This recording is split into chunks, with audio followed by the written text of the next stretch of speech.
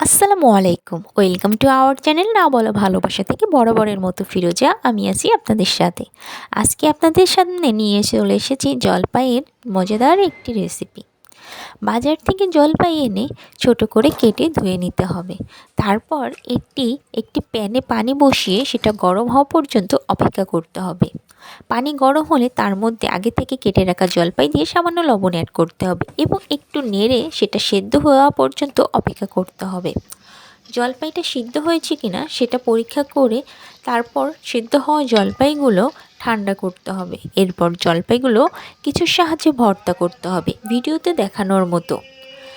আপনাদের জলপাই যদি ভর্তা না করে এমনি আচার তৈরি করতে চান তাতেও সমস্যা নেই, যে যেইভাবে ভালো লাগে সেভাবেই করতে পারেন বন্ধুরা। তারপর এতে বিভিন্ন মশলা অ্যাড করতে হবে। প্রথমে প্যান গরম করে তাতে পাঁচফোড়ন, গোটা শুকনো মরিচ দিয়ে তেল ছাড়া ভেজে গুঁড়ো করে নিতে হবে এবং কিছু রসুন আগে থেকে বেটে নিতে হবে। তারপর অন্য একটি প্যান পরিমাণ মতো সরিষার তেল গরম করে তার মধ্যে একে একে তেজপাতা, গোটা শুকনো মরিচ, এলাচ দিয়ে একটু নাড়াচাড়া করতে হবে। তার মধ্যে গোটা পাঁচফোড়ন অ্যাড করে ভালোভাবে নেড়ে চেড়ে নিতে হবে। পাঁচফোড়ন থেকে যখন একটা ফ্লেভার আসবে তখন তার মধ্যে অ্যাড করব আগে থেকে বেটে রাখা রসুন। একসাথে সব কিছু মিলিয়ে আমরা জাল করতে হবে।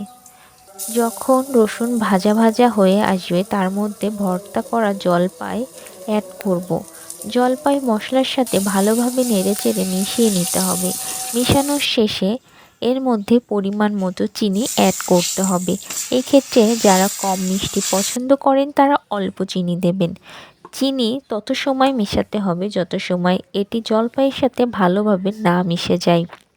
চিনি মেশানোর ফলে এটা পাতলা হয়ে যাবে, তখন চুলার আঁচ মিডিয়াম রেখে বারবার নাড়াচাড়া করতে হবে যাতে নিচে লেগে না যায়। ভিডিওতে আপনারা ঠিক যেমনটা দেখতে পাচ্ছেন বন্ধুরা।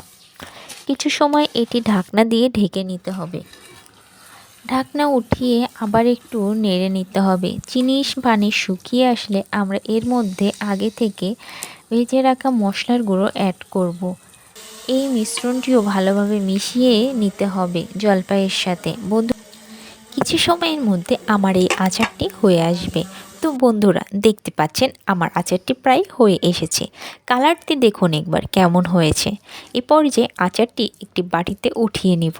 তো বন্ধুরা আমার এই রেডি আচারটি কেমন লাগতেছে আপনাদের কাছে প্লিজ কমেন্টে সবাই জানাবেন এবং ভালো লাগলে অবশ্যই লাইক দিয়ে এবং সাবস্ক্রাইব করে পাশে থাকবেন। ধন্যবাদ এত সময় পাশে থাকার জন্য।